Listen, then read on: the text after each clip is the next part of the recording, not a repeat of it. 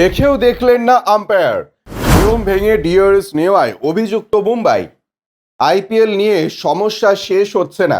এবার আইপিএলকে বাকি বছরগুলোর থেকে আলাদা করে আয়োজনের লক্ষ্যমাত্র থাকলেও সেটা করতে গিয়ে বারবার ধাক্কা খেতে হচ্ছে বিসিসিআইকে। আর সব থেকে বেশি অভিযোগ আসছে আম্পায়ারিং নিয়ে। এবার ডিআরএস নেওয়ার সিদ্ধান্ত নিয়ে আম্পায়ারের বিরুদ্ধে নিয়ম না মেনার অভিযোগ এলো। সমর্থকদের পাশাপাশি অভিযোগ আসলো পাঞ্জাব কিংসের পক্ষ থেকে। 18ই এপ্রিল পাঞ্জাব কিংসের বিরুদ্ধে ম্যাচ ছিল মুম্বাই ইন্ডিয়ান্সের।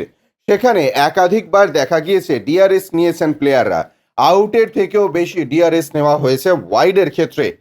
সেই রকমই একটা ছবি দেখা গেল মুম্বাইয়ের ব্যাটিংয়ের সময়। একটা ডিআরএস এর ক্ষেত্রে ডাগ আউট থেকে পরামর্শ দেওয়া হচ্ছে। প্রথম ইনিংসের 15 ওভারে ঘটনাটি ঘটে। পাঞ্জাব কিংসের pacer Arshdeep Singh white yorker bowl করেন। ব্যাটিং করার সময় সূর্যকুমার যাদব লেগ সাইডে দাঁড়িয়ে থাকায় বল খেলতে পারছিলেন না। সেই রকম সময় একটি বলকে আম্পায়ার হোয়াইট দেননি। সেই সময় দেখা যায় মুম্বাই ইন্ডিয়ান্সের ডাগ আউট থেকে দলের খেলোয়াড় ও সাপোর্ট স্টাফেরা মাঠে থাকা ব্যাটারদের ডিআরএস নেওয়ার সংকেত দিয়েছেন। টিম ডেভিড, মার্ক বাউচার ও কাইরন পোলার্ডকে দেখা গিয়েছে সূর্যকুমার যাদবের দিকে নির্দেশ দিচ্ছেন ডিআরএস এর জন্য। ব্যুরো রিপোর্ট, ইউজে নিউজ।